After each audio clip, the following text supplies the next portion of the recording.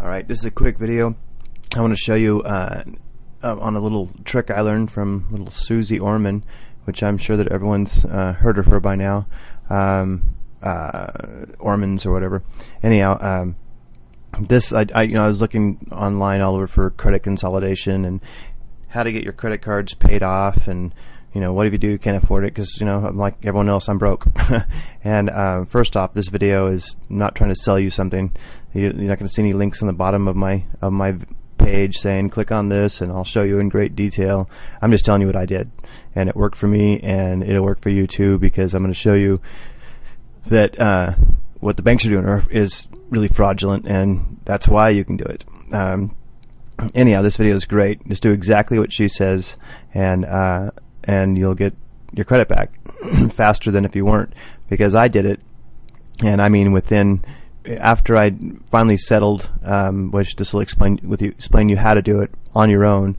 After I finally settled, I was actually on Amazon, and it said you can get a 50% off coupon or some ridiculous thing if you sign up for this credit card. You don't even have to get the credit card.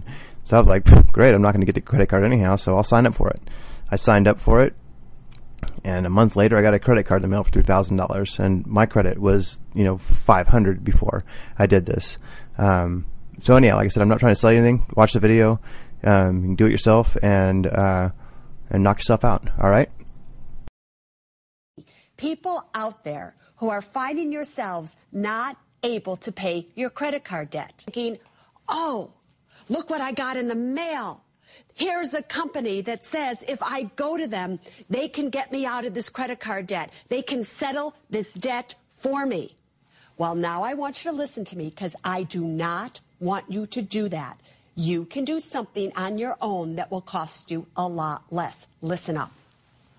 When you go to a debt settlement company, what they do is they have you not pay your credit cards for a long period of time. Now, that's not a big deal because you're already not paying your credit cards. But you take whatever money you can, you give it to them, so they save it for you. You usually have to pay them $700, $1,000 up front. They then finally make a settlement with the credit card company, usually for 40, 50, 60 cents on the dollar. Whatever they settle for, you then have to also pay them a percentage, so they make their money that way. You've settled your debt with the credit card company, and you're off and running. Here's the thing, everybody. When you don't have money, $700 or $800 up front is a lot of money. It's more money than you have, number one. Number two, the credit card companies are willing to settle with you directly. Okay, we're going to go back to that in a second. Right now I want to show you this little clip from Zeitgeist to kind of show you how the bank and the Federal Reserve works, so you get a little better understanding about that. Then we'll go back to Susie Orman in a second to finish her spiel up, and you can get a better idea of how I did what I did and how you can do what you do, and everyone works out. The banks get paid, you get paid, you get your credit card back. You don't have to be stuck in this hole all the time, and everything's beautiful again. A number of years ago, the Central Bank of the United States, the Federal Reserve, produced a document entitled Modern Money Mechanics. This publication detailed the institutionalized practice of money creation as utilized by the Federal Reserve and the web of global commercial banks it supports. On the opening page, the document states its objective. The purpose of this booklet is to describe the basic process of money creation in a fractional reserve banking system. It then proceeds to describe this fractional reserve process through various banking terminology, a translation of which goes something like this. The United States government decides it needs some money, so it calls up the Federal Reserve and requests, say, $10 billion. The Fed replies saying, sure, we'll buy $10 billion in government bonds from you.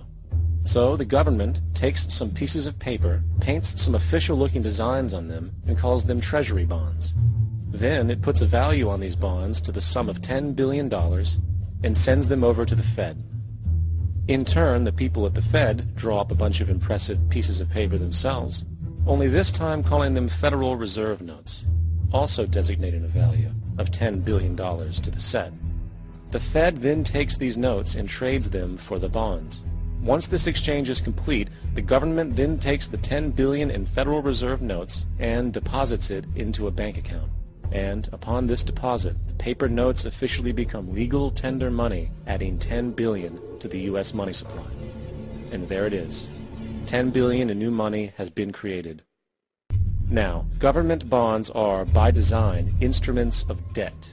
And when the Fed purchases these bonds, with money it essentially created out of thin air, the government is actually promising to pay back that money to the Fed. In other words, the money was created out of debt. So the exchange has been made, and now $10 billion sits in a commercial bank account. Here's where it gets really interesting. For as based on the fractional reserve practice, that $10 billion deposit instantly becomes part of the bank's reserves, just as all deposits do. And regarding reserve requirements, as stated in modern money mechanics, a bank must maintain legally required reserves equal to a prescribed percentage of its deposits. It then quantifies this by stating, under current regulations, the reserve requirement against most transaction accounts is 10%. This means that with a $10 billion deposit, 10%, or $1 billion, is held as the required reserve, while the other $9 billion is considered an excessive reserve and can be used as the basis for new loans. Now, it is logical to assume that this $9 billion is literally coming out of the existing $10 billion deposit. However, this is actually not the case. What really happens is that the $9 billion is simply created out of thin air on top of the existing $10 billion deposit. This is how the money supply is expanded. As stated in modern money mechanics, of course they, the banks, do not really pay out loans from the money they receive as deposits. If they did this, no additional money would be created. What they do when they make loans is to accept promissory notes, loan contracts, in exchange for credits, money, to the borrower's transaction accounts. In other words, the $9 billion can be created out of nothing simply because there is a demand for such a loan and that there is a $10 billion deposit to satisfy the reserve requirements. Now, let's assume that somebody walks into this bank and borrows the newly available $9 billion. They will then most likely take that money and deposit it into their own bank account. The process then repeats, for that deposit becomes part of the bank's reserves. 10% is isolated, and in turn 90% of the $9 billion, or $8.1 billion, is now available as newly created money for more loans. And, of course, that 8.1 can be loaned out and redeposited, creating an additional 7.2 billion to 6.5 billion to 5.9 billion, etc. This deposit money creation loan cycle can technically go on to infinity. The average mathematical result is that about $90 billion can be created on top of the original $10 billion. In other words, for every deposit that ever occurs in the banking system, about 9 times that amount can be created out of thin air. As dysfunctional and backwards as all of this might seem, there is still one thing we have omitted from this equation. And it is this element of the structure which reveals the truly fraudulent nature of the system itself. The application of interest. When the government borrows money from the Fed, or when a person borrows money from a bank, it almost always has to be paid back with accrued interest. In other words, almost every single dollar that exists must be eventually returned to a bank with interest paid as well. But if all money is borrowed from the central bank and is expanded by commercial banks through loans, only what would be referred to as the principal is being created in the money supply. So then, where is the money to cover all of the interest that is charged? Nowhere. It doesn't exist. The ramifications of this are staggering, for the amount of money owed back to the banks will always exceed the amount of money that is available in circulation. This is why inflation is a constant in the economy, for new money is always needed to help cover the perpetual deficit built into the system, caused by the need to pay the interest. What this also means is that mathematically, defaults and bankruptcy are literally built into the system, and there will always be poor pockets of society that get the short end of the stick. An analogy would be a game of musical chairs, for once the music stops, somebody is left out to dry. And that's the point.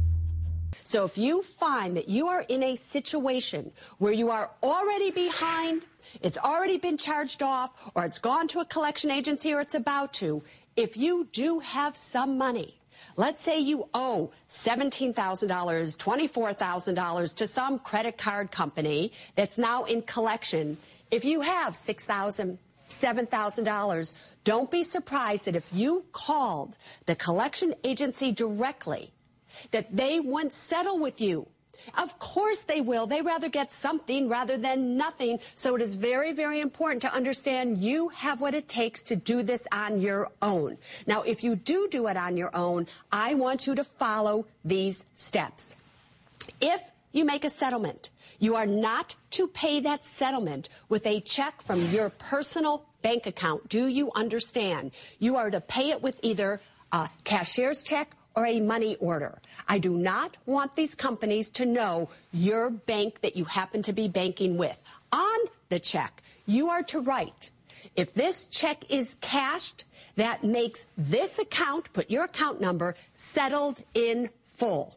Number two, when you do that, you are to also ask them, if you are to settle this debt, you want it to appear on your credit report that this debt is paid in full. You do not want the words settled. You want paid in full, because if the credit report says settled, future creditors will know that this is an account that you obviously settled on and that therefore you are a high risk. So you don't want that to happen. Next, if you are settling a debt yourself with a collection agency that purchased that debt from your original creditor, you also want to know that the original creditor can never come back at you for the difference of what you settled and what you originally owed. So you need to get all of that in writing. And last but not least, you need to understand that it is possible that you will owe income taxes on the amount of money you settled for and the original amount of money that you owed. So let's say you owed $20,000, you settled for $7,000. It's possible that you could owe taxes on that $13,000 difference. Therefore, you should always ask the collection agency to please state that you will not owe taxes on this money.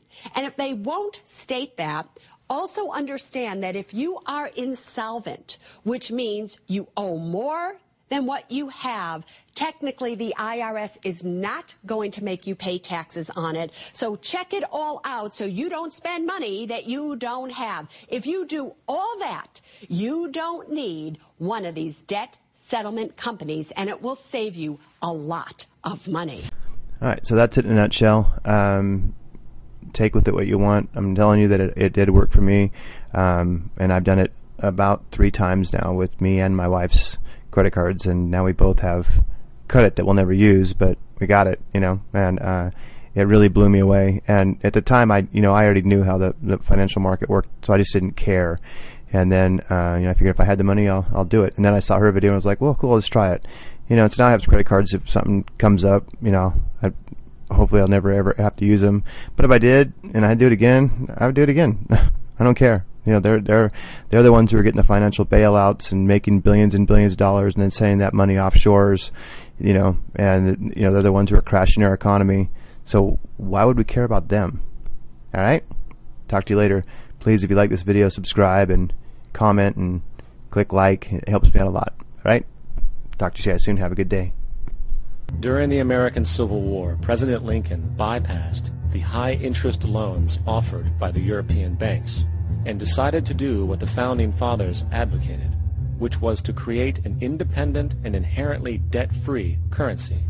It was called the greenback. Shortly after this measure was taken, an internal document circulated between private British and American banking interests stated, "Slavery is but the owning of labor, and carries with it the care of laborers, while the European plan is that capital shall control labor by controlling wages. This can be done by controlling the money. It will not do